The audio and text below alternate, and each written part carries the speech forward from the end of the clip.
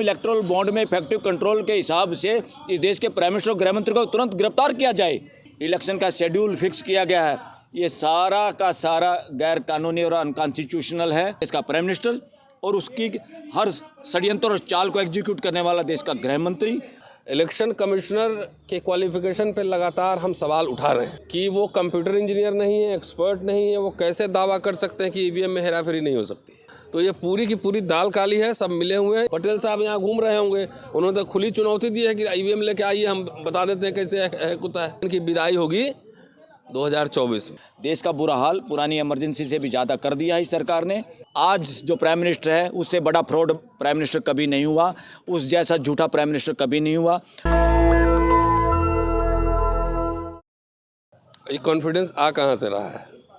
अगर इतना ये पॉपुलर और सर्वशक्तिमान है तो बैलेट पेपर से चुनाव करा ले, 400 पार तब भी हो जाएगा, ना 400 पार। तो बैलेट पेपर से चुनाव नहीं कराएंगे। और इलेक्शन कमीशन ऐसे लग रहा है जैसे कि बीजेपी के ऑफिस का एक्सटेंशन हो। इलेक्शन कमिश्नर के क्वालिफिकेशन पे लगातार हम सवाल उठा रहे हैं कि वो कंप्यूटर इंजीनियर नहीं है, एक्सपर्ट नहीं है, वो कैसे दावा कर सकते हैं कि ईवीएम में हेराफेरी नहीं हो सकती है। वो समझ रहे, मेरी बात पहले कंप्लीट हो जाने दीजिए। कैसे दावा कर सकते हैं कि ईवीएम में हेराफेरी नहीं हो सकती है? और जो आर्गूमेंट है, बचकाना आर्गूमेंट है कि आपको टाइम कम लगेगा। कहाँ टाइम कम लग रहा है? 19 अप्रैल से लेकर 4 जून तक कितना 1.5 महीना हो गए। 1.5 महीना इलेक्शन, टाइम कहाँ कम हो रहा है? संसाधन कहाँ कम हो रहा है? इंजीनियर लगे हुए हैं, ईवीएम मशीन है ही, पैरामिलिट्री फोर्सेस लगेंगे ही, प्रिजाइडिंग ऑफिसर आएंगे ही, तो खर्चा कहाँ कम हो रहा है? और बचकाना ये जो आर्गूमेंट है कि हमको ज़्यादा हॉल चाहिए वीवीपैट की काउंटिंग के लिए, तो क्या इस देश में मदर ऑफ डेमोक्रेसी है, इतना बड़ा मुल्क है, लेकिन क्या इस देश में वीवीपैट काउंट करने के लिए हॉल कमी है? ये तो 9th क्लास का बच्चा भी इस पर बहस कर लेगा कि जिस तरह से वो सोशल एक्टिविस्ट को उनसे ज़्यादा पढ़े लिखे लोग ईवीएम के खिलाफ बोल रहे हैं, रिसर्च कर रहे हैं। और इलेक्शन, पूरा इलेक्शन मैनिपुलेशन पे तो अशोका यूनिवर्सिटी एक टीचर ने आर्टिकल लिखा था, उसको नौकरी से धोना पड़ा हाथ। तो ये पूरी की पूरी दाल काली है, सब मिले हुए हैं। इसलिए सुप्रीम कोर्ट से हम लोग बार बार आग्रह कर रहे हैं कि भाई बलराज साहब हैं, वकील साहब हैं सुप्रीम कोर्ट में, बताएंगे कि कोर्ट में क्या स्थिति है, कि इसकी अर्ली हियरिंग हो। और जब दुनिया के किसी भी देश में जहाँ मशीन है, जहाँ पे कंप्यूटर है, जहाँ पे सब इजाद हो रहा है, इनोवेशन हो रहा है, वहाँ ईवीएम से चुनाव नहीं हो रहा है। तो यहाँ पे जहाँ पे सुई भी इन लोग नहीं बनाया, वहाँ पे ईवीएम मशीन से चुनाव करने की जल्दीबाजी क्या है?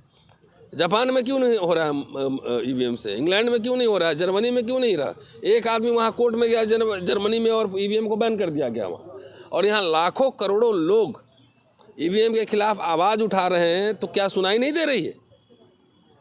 आप जो जहाँ ईवीएम बनती है उसके डायरेक्टर में पता लगा कि वहाँ पे बीजेपी के 4 उसमें कार्यकर्ता थे, बीजेपी के लीडर थे। तो कैसे उससे एक्सपेक्ट किया जाए? इंजीनियर ने बताएगा कि ईवीएम हैक हो सकता है कि नहीं हो सकता है। पटेल साहब यहाँ घूम रहे होंगे, उन्होंने तो खुली चुनौती दी है कि ईवीएम लेके आइए, हम बता देते हैं कैसे हैक होता है। जी सर, ठीक चुनाव के पहले नागरिकता संशोधन अधिनियम पास किया गया है सर, ये इसकी टाइमिंग पर आप क्या कहेंगे? टाइमिंग पे सिर्फ एक लाइन मेरे पास है कि सगाई हुआ है 2019 में, ब्याह बगैर दिन तारीख देखे हुए, दिन तारीख देखना चाहिए, सॉरी दिन तारीख देखकर ब्याह हुआ है 2024 में। मामला सुप्रीम कोर्ट में है और इनकी विदाई कब होगी कि नहीं होगी, कैसे क्या होगा, इनकी विदाई होगी 2024 में, ये कहना है। ये चुनाव को खाली, अच्छा इस बार मैं देख रहा हूँ कि जो ये इंटेंशन था कि हिंदू मुसलमान हो जाएगा, कुछ नहीं दिख रहा है। हमारे साथ तो सारे हिंदू लोग खड़े हैं, यहाँ पे जितने लोग खड़े हैं, तो इसमें कोई उत्साह लोगों में नहीं है कि सीए आप लागू कर दिए तो उससे क्या होगा। कहाँ हिंदू मुस्लिम पोलराइजेशन हो रहा है? ध्यान भटकाने के लिए तरह तरह देख रहे हैं ना। एक इलेक्टोरल बॉन्ड को लेकर किस तरीके से एसबीआई किस्तों में इन्फॉर्मेशन दे रही है, किस्तों में। और आज जो इन्फॉर्मेशन दिया उसमें भी बहुत सारा केवाईसी तमाम, ये कुछ बहुत सारी जानकारी नहीं नहीं दिया गया। जी जी जी। तो मलिक साहब, जो ये चुनावी बॉन्ड का जो मुद्दा है उसमें एसबीआई ठीक तरह से काम नहीं कर रही है, ऐसा विपक्षी दल सभी कह रहे हैं, और पूरी जानकारी नहीं उपलब्ध करा है। इस पर आप क्या कहेंगे? देखो, आज भी उन्होंने कहा कि जी हमने एफिडेविट में सब कुछ बता दिया है और कुछ केवाईसी वगैरह बताएंगे तो ये बैंकिंग लॉ के खिलाफ है, ये उनकी पर्सनल इन्फॉर्मेशन है, वो हमने फ़िलहाल रखी है। अब इस मुद्दे पे भी दूसरे पटिशनर जो हैं वो क्या बात रखेंगे, अभी जो जानकारी आई है पूरे देश के सामने एक बार आ जाए, इससे क्या हलचल होती है।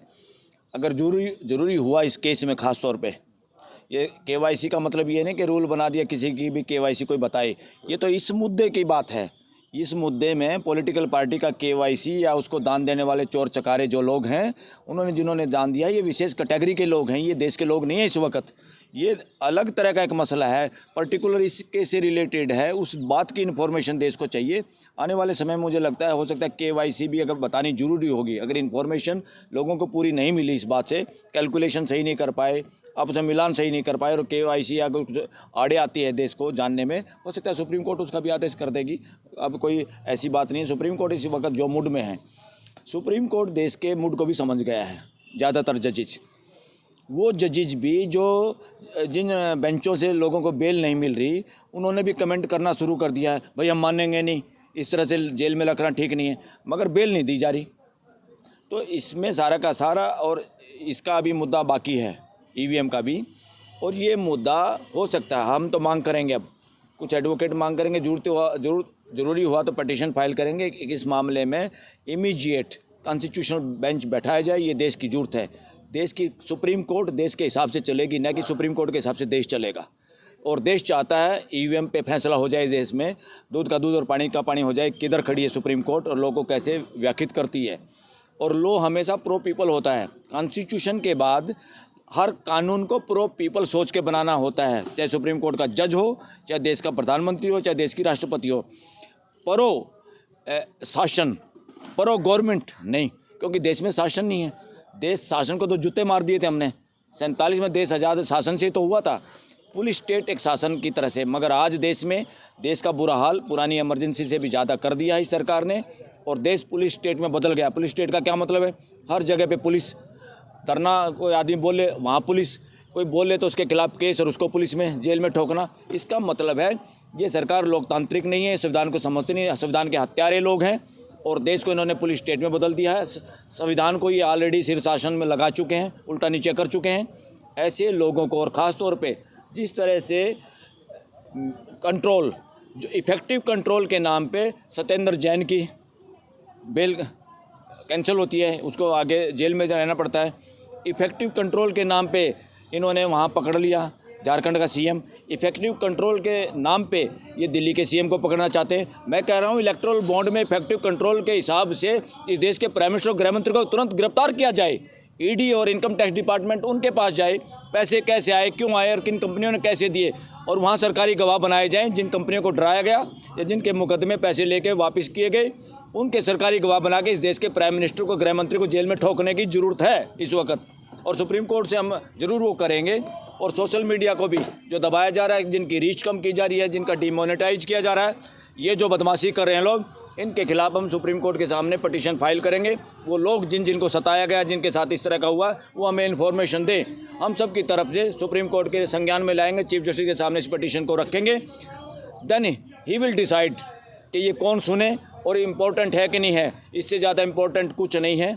और देश में जिस तरह से इलेक्शन का शेड्यूल फिक्स किया गया है, ये सारा का सारा गैर कानूनी और अनकॉन्स्टिट्यूशनल है, और देश के साथ धोखा है। इस धोखे में कोई सबसे बड़ा रोल और सबसे बड़ा अपराधी कोई है तो मेन आदमी देश का प्राइम मिनिस्टर, और उसकी हर षड्यंत्र और चाल को एग्जीक्यूट करने वाला देश का गृह मंत्री। और ऐसे मौके में हम राष्ट्रपति महोदया को भी कहेंगे वो अपनी नज़र को पैनी रखें और कॉन्स्टिट्यूशन के हिसाब से देश को बचाएं, ऐसी ताकतों से इन पे कंट्रोल और लगाम लगाएं। सर, आप एक वकील हैं। नागरिकता संशोधन अधिनियम जो पास हुआ है सर, इसमें नागरिकता देने के लिए लाया गया है, ऐसा अमित शाह कह रहे हैं और भाजपा कह रही है।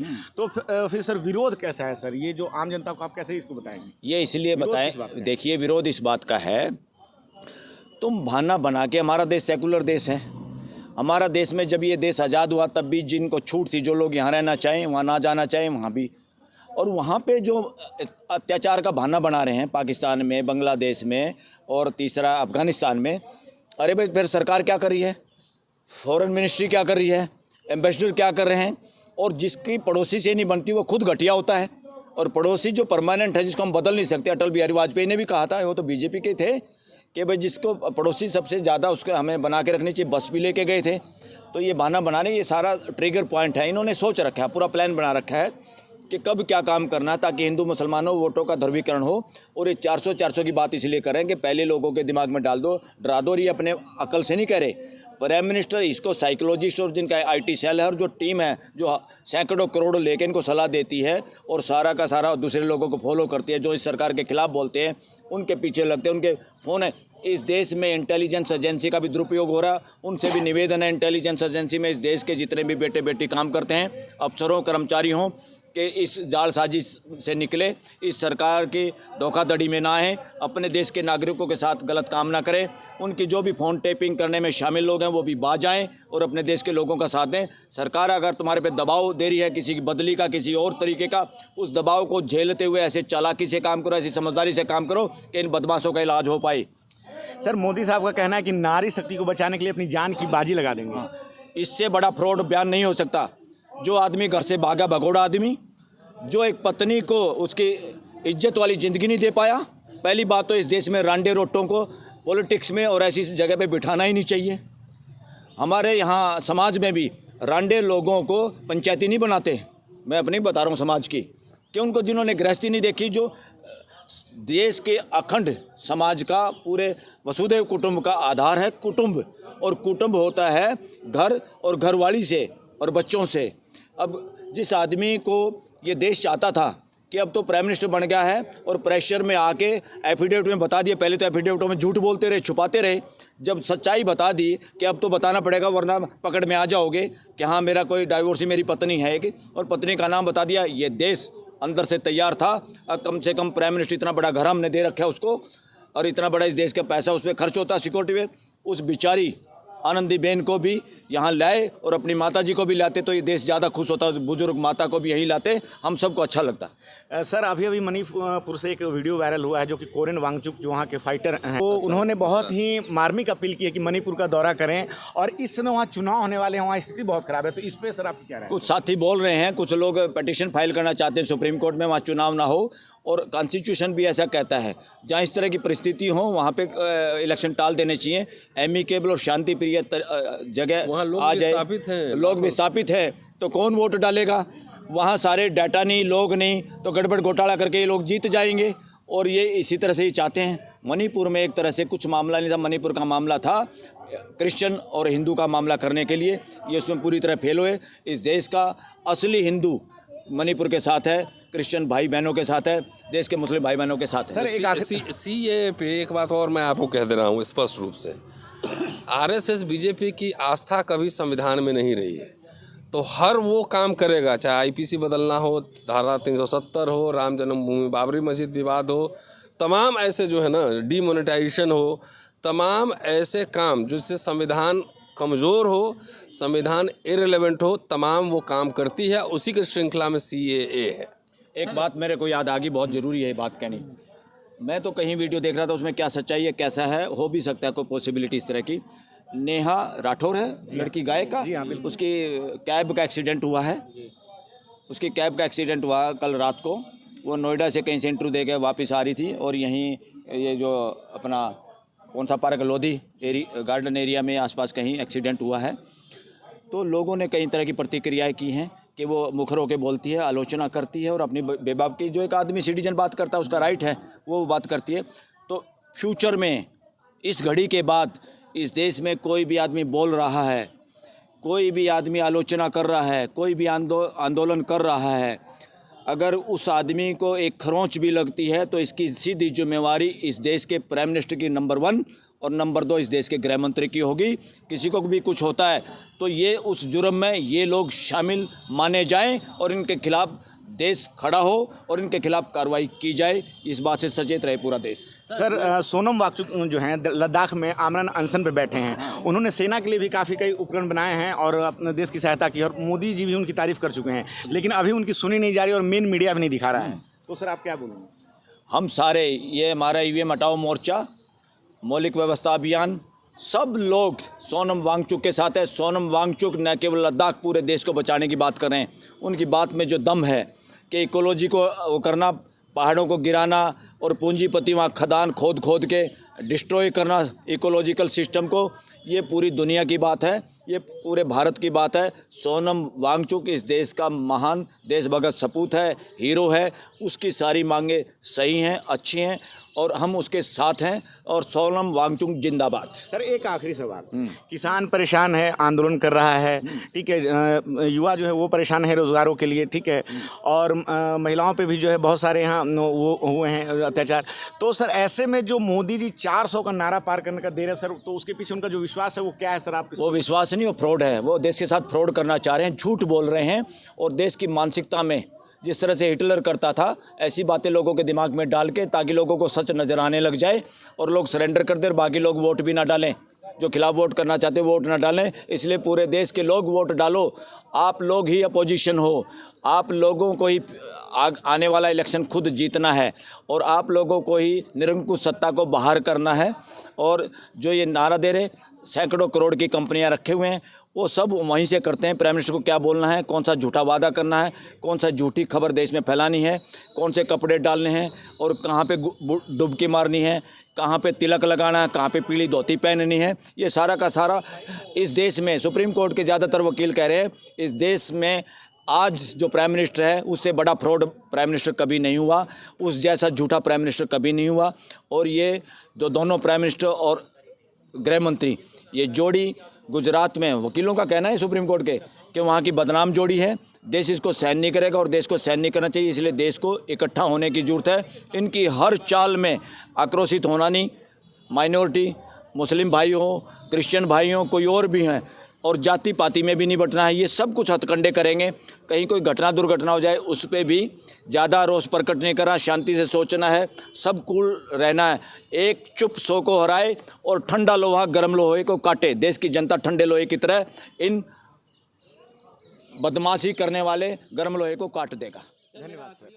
नेशनल दस्तक की आपसे गुजारिश है कि अगर इसको बचाना चाहते हैं तो नेशनल दस्तक को सब्सक्राइब करने के लिए रेड कलर के सब्सक्राइब बटन को दबाएं, फिर बेल आइकन की घंटी दबाएं। नेशनल दस्तक को बचाने के लिए बहुत जरूरी है कि हर खबर को शेयर करें, लाइक करें, कमेंट जरूर करें।